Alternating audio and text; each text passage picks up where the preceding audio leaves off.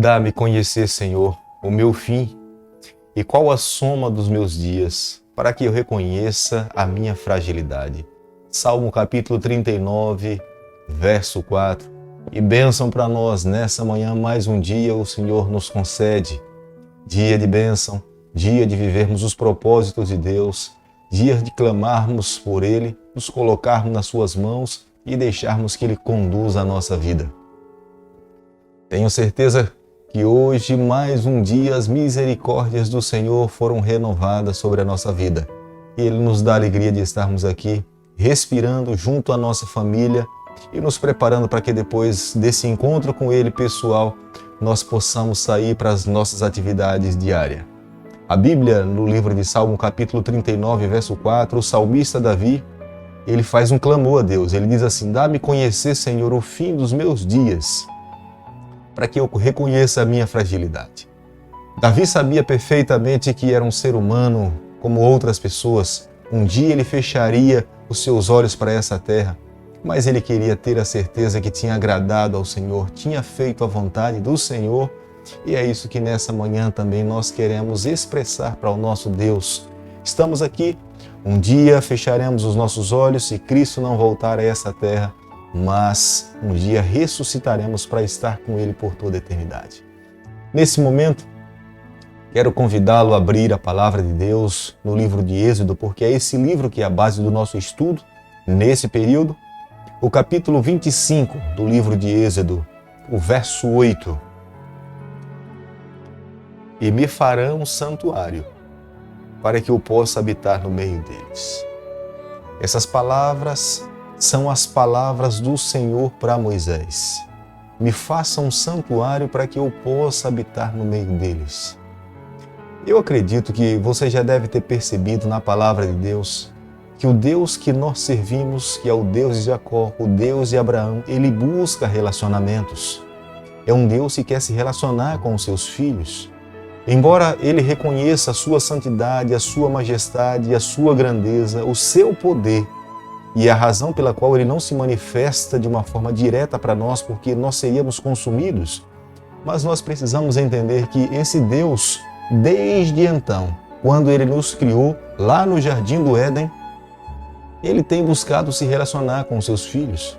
Adão e Eva é uma prova clara disso. Deus os fez com as suas próprias mãos, com um sinal de muita aproximação, a sua imagem e semelhança, e Deus diariamente estava ali para conversar. Ele mesmo iria ensinar, discipular aos seus filhos como é que ele queria que eles pudessem viver para ter uma vida feliz.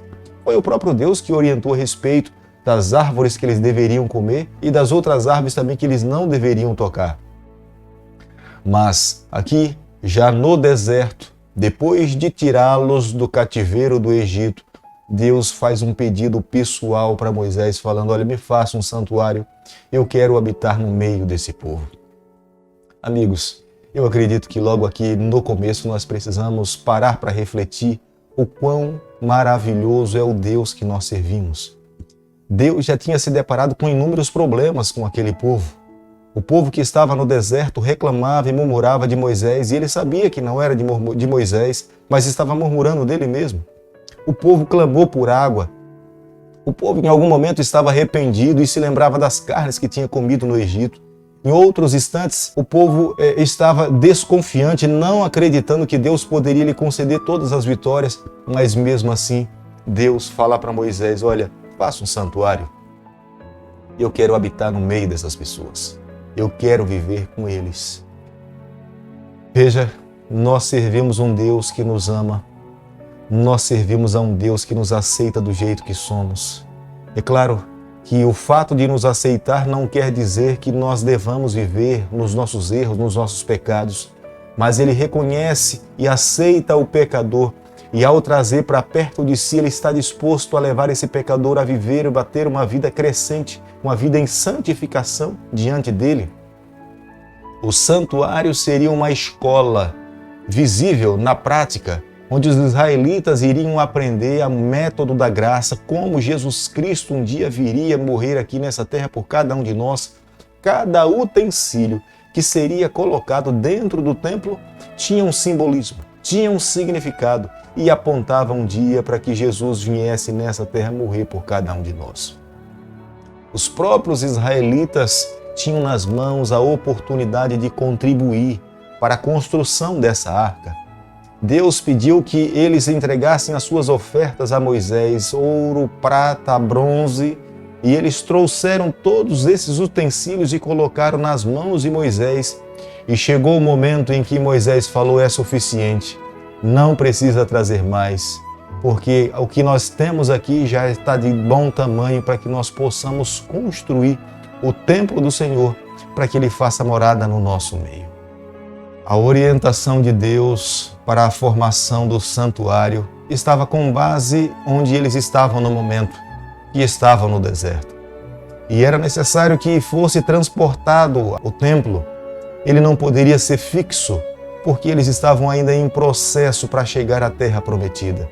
É por isso que haviam argolas. Quanto mais próximos os utensílios estivessem de Deus, mais finos eles seriam.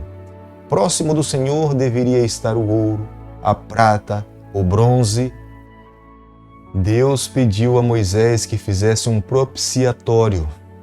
E nesse propiciatório seria o local onde Moisés se curvaria para falar com Deus, onde Deus lhe traria as orientações. Veja que Deus sempre se interessou, buscou estar próximo dos seus filhos. Ele mesmo queria ser o Deus, o rei da nação de Israel.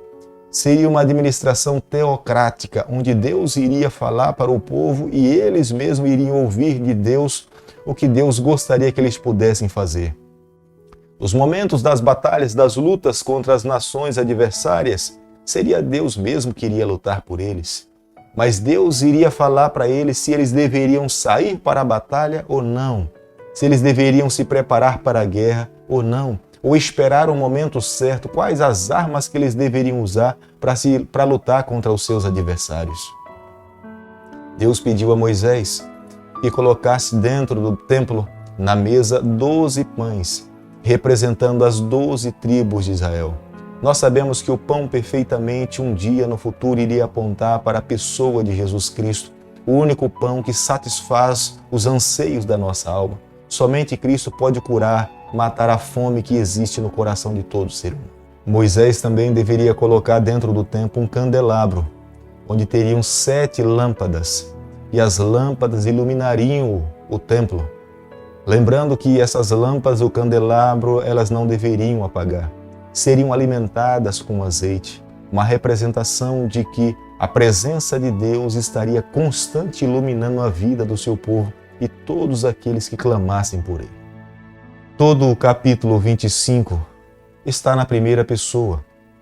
Isto significa que tudo que Moisés escreveu e fez foi Deus que falou para Moisés. Moisés não teve a liberdade para colocar ali a sua opinião, mas Deus mesmo estava orientando a Moisés como é que ele deveria fazer a moradia, a casa do Senhor, para que ele pudesse habitar no meio do seu povo. Deus dá os detalhes da medida de cada mobília. Não havia liberdade para os arquitetos daquela época, aqueles que estariam construindo o templo, fazer do tamanho ou na medida ou o material que ele quisesse. Eles deveriam seguir restritamente tudo aquilo que Deus estava pedindo para que eles pudessem fazer. O próprio Deus que um dia proibiu o uso de imagens, ele pediu a Moisés que fizesse 2 querubins. Era uma expressão da santidade de Deus. Essas imagens não deveriam ser adoradas, mas esse é o pedido do Senhor que fosse colocado sobre a Arca da Aliança. O santuário que Moisés construiu para a moradia de Deus no deserto, onde a nação de Israel diariamente iria aprender o plano divino para a salvação dos seres humanos, era uma representação do que havia no celestial, do que havia no céu. Apenas Moisés nessa terra descreveu ou construiu o santuário como figura do que está na eternidade. O santuário é a única construção civil que nós encontramos nessa terra que o arquiteto é o nosso Salvador Jesus Cristo. Nós não encontramos nenhuma outra construção que leve a assinatura do nosso Deus, mas o santuário dessa terra nós temos como aquele que assina a construção do santuário, a pessoa do nosso Deus. A Bíblia, no capítulo 25, verso 40, vê, pois, que tudo faça segundo o modelo que te foi mostrado no monte. Moisés construiu restritamente aquilo que Deus pediu para que ele pudesse fazer. Mas acredito que nessa manhã, ao concluirmos aqui o capítulo 25 do livro de Êxodo, a nossa atenção precisa se voltar para o que Deus hoje está fazendo por nós no santuário celestial. Quando ele ressuscitou, ele subiu e entrou no santuário celestial e ele é o nosso intercessor no santuário celestial. Ele intercede por cada um de nós. O que um dia ele se tornou nessa terra, o Cordeiro de Deus, hoje ele advoga através do seu sangue, da sua conquista, a sua vitória para aqueles que lhe aceitam. Creio que nessa manhã é uma atitude sábia da nossa parte, nos voltarmos para Deus, para Jesus Cristo e clamarmos por perdão, confessarmos os nossos pecados e permitirmos que Ele conduza a nossa vida e a nossa trajetória. Se nós fizermos dessa forma, nós alcançaremos a vitória. Não porque haja mérito em nós, não porque haja condição na nossa vida, mas porque Jesus Cristo venceu e Ele irá atribuir a cada um de nós porque nós cremos nele, nós confiamos nele, nós o aceitamos. Ele então irá nos apresentar diante de Deus falando: Pai, Ele creu em mim, Ele me aceitou, Ele tem direito de viver eternamente. E nós alcançaremos a vitória através da pessoa de Jesus Cristo. Querido Pai, muito obrigado pelo Teu plano salvífico. Muito obrigado porque na escola do deserto nós aprendemos hoje que nós temos um valor imensurável para o Senhor. Nós queremos a cada dia amá-lo mais, servi-lo de todo o nosso coração. Fica conosco no decorrer desse dia, nos toma nas Tuas mãos, perdoa os nossos pecados. Nós oramos em nome de Jesus. Que o Senhor te abençoe e te guarde. Que Ele faça resplandecer o seu rosto sobre você. Que Ele tenha misericórdia de você. Que sobre você, nessa manhã, Ele levante o seu rosto e conceda a sua paz, em nome de Jesus.